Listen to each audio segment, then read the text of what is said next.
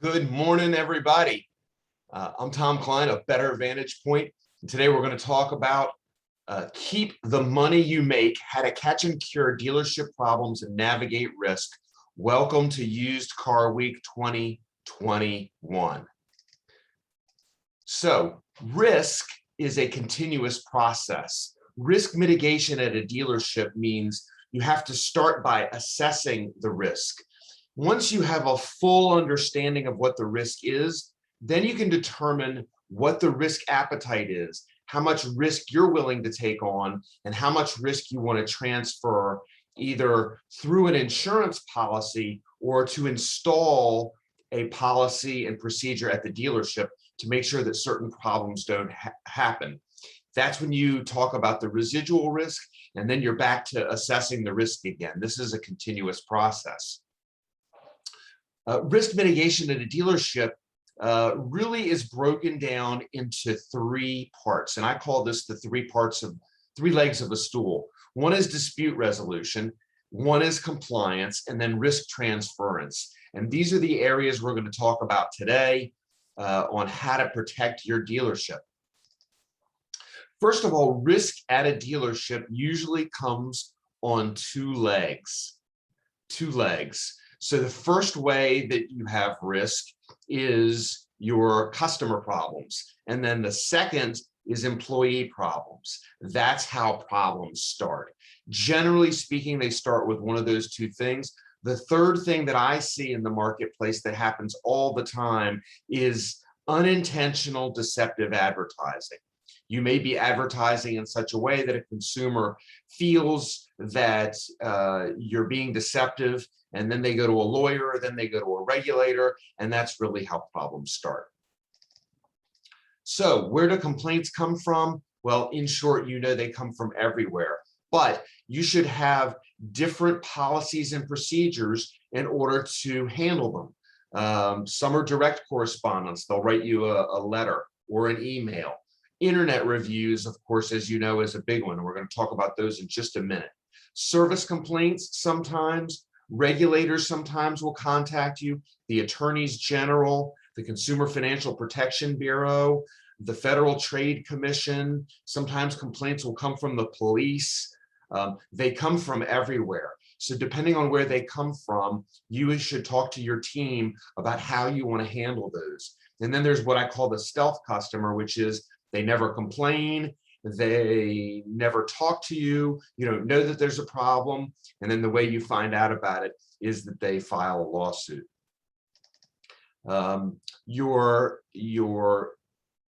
web presence and your risk mitigation really it should be talked about in terms of what you are able to monitor and what you look at. There's an old expression, you manage what you monitor. If you're not looking at it, then you're certainly not able to manage it. You're certainly not able to put stops in place in order to know how to stop those problems or intercept those problems before they happen. So one of the things that I recommend is that dealers monitor these 36 websites at least on a monthly basis. But I suggest you look at Google, Facebook, Yelp, Reputation.com, PIS Consumer, My 3 Cents, Ripoff Report, and Dealer Rater on a daily basis. And at the store, you should have a procedure or a process on how you're going to respond to those. Those responses should be personalized. Those responses should have someone's cell phone number and their name, and asking the customer to respond directly to that person. Then that person should be reaching out directly to try to get the problem resolved and to satisfy that customer, and then asking the customer to update their review. You ask a customer to update their review, not change it, because if you ask a customer to change their review, they'll feel like the only reason that you are doing that is in helping them is to manipulate them into changing their review. So you want to avoid that. Here are some other things you want to avoid. This is a complaint off of Google. My husband and I had extremely terrible service. The customer then goes on to explain what the service is. The dealer in response says, "Hey, Cheyenne, I'm so sorry to hear this. As owners, we're just reading this now. We're going to check in with Randy and Logan, see what went wrong. This is really unfortunate. It seems out of character for our staff. Thanks for letting us know, and we'll call you tomorrow, follow up." No problem with that at all. The next thing is they post, "Thank you for your lengthy review." When you post something like that, you're basically saying, thank you, and you're lying. Secondly, this dealer says, "First, your assertion that you waited 2.5 hours for financing is factually incorrect." And then later it says, "You did not wait for 2.5 hours." So you're calling the customer out, you're calling them politely, you're calling them a liar, but this will drive the customer to do something else. You're going to drive the customer to either post more online, post this in more websites. You're going to push the customer to go to a regulator or to go to a lawyer. Further, this dealer went on and said, "Logan and Randy made it clear that the assessment depended heavily on the accuracy of your financial assessment. Your self-assessment turned out to be inaccurate, and therefore the payment was $75 more than you wanted." Again, the dealer here is saying you lied on your credit app, and because you lied on your credit app, your payment's going to go up. The internet is not a place for you to argue your case. It's a place for you to get the customer for you to post a response, then reach out to the customer by telephone, get their problem resolved, and asking them to update their review. This goes on. This dealer says at the bottom here, "I would truly like to speak to you personally so that I can get your perspective beyond this posted review. In the meantime, I would be appreciative if you opted to amend this review to reflect what transpired here more accurately. Respectfully." That's never going to happen, folks. It's just never going to happen. This is another what not to do. This dealership, this customer went on and said, "Do not deal with this dealership. They will screw you out of your hard-earned money." And then the dealership replied by saying, "I'm sorry you feel that way." "I'm sorry you feel that way" is a very insincere way of saying you're not sorry and you shouldn't feel sorry. Then this dealer goes on to say the deposit was non-refundable, of which in this particular dealer in Virginia, a non-refundable deposit is against Virginia law. So they're posting on here that they're actually violating Virginia law. So your non-refundable deposit when you back out and cuss out our staff, whoops. So you reneged on your written agreement. Again, this dealer is calling out this customer as a liar. They go on and say, "Here's a photo of your signatures on the deposit form where it clearly indicates non-refundable." Folks, you just can't put somebody's signature up on the internet. Think about how you would feel if your signature was put on the internet. So a lot of dealerships have this notion that we did nothing wrong and therefore we shouldn't fix the customer's problem. Folks, that's just not right. It doesn't matter who's right or who's wrong, who did what. You just have to fix the customer's problem. Don't get caught in a trap if your dealership and your sales staff say, "We did nothing wrong, so we shouldn't fix the problem." You should fix the problem. There's an expression in loss control, your first loss is your best loss. What that means is that any monies you spend right now to resolve a problem, a customer problem, is going to be the least amount of money that you're going to spend on fixing that problem. If you let the problem go on and on and on, it's going to be more expensive if they go to a lawyer. It's going to be more expensive if they go to a regulator. You should fix the problem as soon as possible. Under our corporate governance at 3 legs of the stool, the next leg here is compliance. Chapter 8 of the United States Sentencing of Organizations. So that's the criminal code. There are 2 factors that judges or juries are supposed to use to mitigate punishment if you were ever to get charged with a crime. Number 1, and most important, is existence of an effective compliance program. Folks, you have to have a compliance program at the dealership. So here's an example.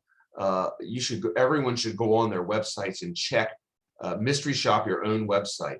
This is a website I mystery shop for one dealership. And on this particular case, you see here in the red, it says not available with some special financing and some other offers. See dealer for details. Motor vehicle dealer boards have said see dealer for details is vague and against consumer protection statutes. Further, on your website, do you have an asterisk after the sales price? The reason that's important is it has to refer back down to the small type, which usually indicates that there's a processing fee included. Usually that indicates that licenses and tags are not included. If you don't have that asterisk on that sales price on your website, it's assumed that taxes and tags and the processing fee is included in the sales price. You don't want to get yourself into a position that you have to defend that, because you'll have class action exposure. That means that two consumers who get together can create a class and cause a problem for you, reaching back for every consumer who bought a car for years. So you want to make sure that these kinds of simple things are taken care of, because otherwise they're going to cost you a lot of money. The NADA advertising guidance says it's reasonable to conclude that certain government-imposed fees, for example, taxes and license, may be excluded from the amount as long as it's clearly and conspicuously disclosed in the advertisement that a consumer will need to pay such items in addition to the advertised price. Just what we were saying a minute ago. So part of compliance also is, are you doing rebates properly? If you're stacking rebates such that a customer could not buy a vehicle by adding those rebates together, then that's considered deceptive. I see a lot of dealer websites that have the words doc fee on them. In the law in most states, there is no provision for a doc fee, but there is a provision for a processing fee. We talked about plus taxes and tags.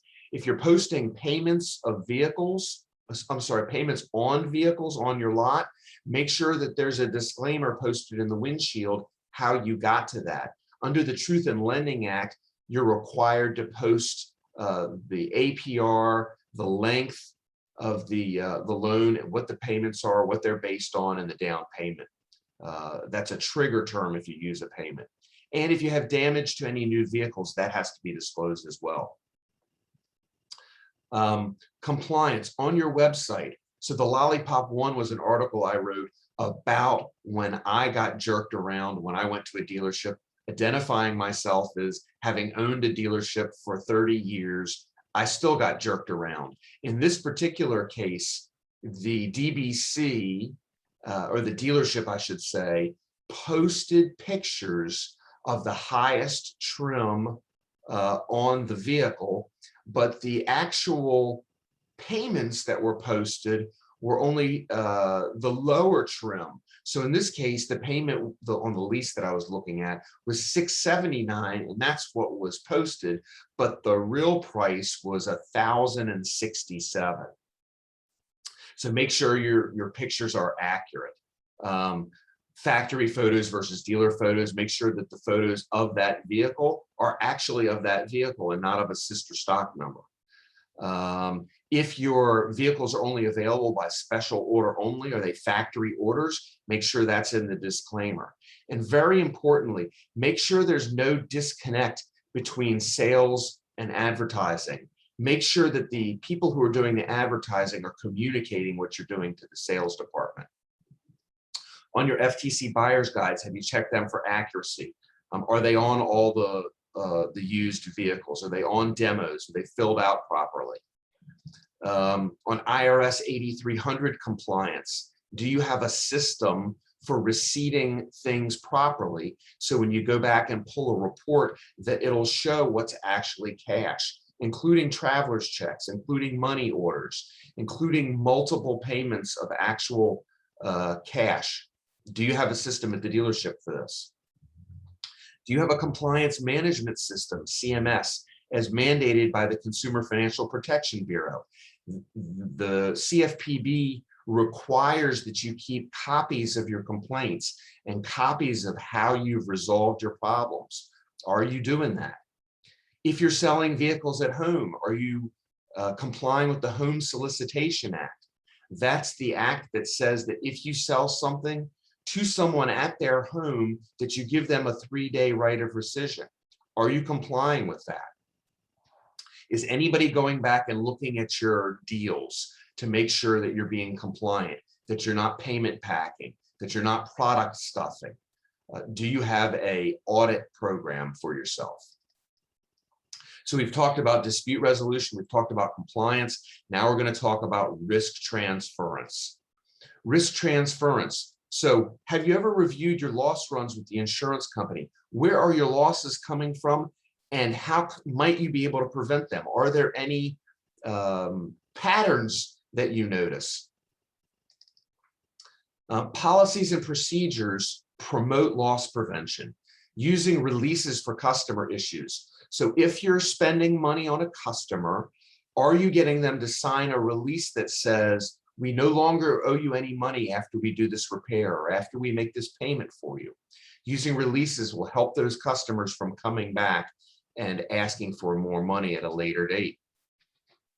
Do you have a media policy? If a local news station comes up and wants to interview someone, do you have a way, or do you have a policy at the store that everyone knows what they're supposed to do if that happens? We talked a minute ago about deal auditing.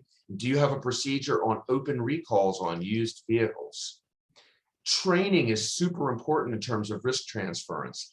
Are you training your employees, and are you asking them to sign off on that training and filing those in their personnel files? When a regulator comes in, can you pull out all those and say, hey, you know, you're right, we screwed up on this particular customer, but we have a systematic way of reviewing all of the laws and all of our policies and what we do to help customers. We have a way of doing that. In this particular case, we just missed this one, so we'll fix it. But don't say that we systematically don't care about compliance. Do you have an employee guidebook? Has anybody updated it? Do you have a legal rights agreement with your employees to say, here's how you're to handle a beef? If your employee has a beef with the company, what are they supposed to do? Who are they supposed to call? Do you have anything outlined about that? And then do you have a corporate policy on correction notices, and how many correction notices should be written before an employee is terminated? On insurance products, do you as the dealer have a personal umbrella to protect you? Do you have an excess umbrella? Do you have enough insurance that if there was a catastrophic accident, that the business would be protected and that the lawyers wouldn't then own your business? You have to look at the net worth of the business and then look at your umbrella to see if your excess umbrella covers that complete net worth of the business, including the parts inventory, including the used car inventory, including the blue sky. Are they protected? Do you have a pollution policy? There are a lot of lawsuits going around right now where dealers are being sued based on Superfund sites. They have a vendor who takes oil or who used oil or who takes other contaminants to get rid of them. The manifest shows that it was the dealer's waste, and then the dealer's getting sued. Cyber policies. I know of anecdotally of one dealership up in Northern Virginia who allegedly paid $7 million for cyber ransom. So do you have a cyber policy? What does it cover? Does it cover employee cell phones, for example? That's one really important aspect of the cyber policies. And do you have an employee practices policy? These are all really important policies. Just to talk about cyber for a moment, are cryptojacking and data breaches covered? Which typically, cyber policies typically pay for business interruption losses, They'll pay for forensic and public relations and crisis management expenses, legal expenses, and then legal expenses related to regulatory issues and penalties and extortion losses, also very important. Cyber policies can pay for data recovery losses, funds for transfer fraud, and invoice manipulation. If somebody sends in an invoice and your accounts payable clerk just pays it, cyber policies can often pay for that. Telephone fraud, computer hardware expenses. These are all tremendously important things that if you ever have a cyber breach, you'll realize, because $50,000 here, $50,000 there, it adds up to a tremendous amount of money. Risk mitigation is a continuous process. You have to create and maintain a compliance management system as indicated by the Consumer Financial Protection Bureau. Then you have to put into play best practices, and then you have to continue to unearth problems. You have to continue to think about what ifs. What if this happened at my business? How would I be protected? How would insurance cover me? Or would insurance cover me? Are you actually self-funded on those kinds of things? So risk is a continuous process, and I'd encourage you to continually look at your business through this lens. If you have any questions, please feel free to call me or reach out to me. I certainly want to answer them. And I appreciate you watching a few minutes today. My name is Tom Kline. I'm the lead consultant and founder of Better Vantage Point, based in Virginia. Thanks for watching today. Hope you have a great conference, and look forward to seeing you. Take care.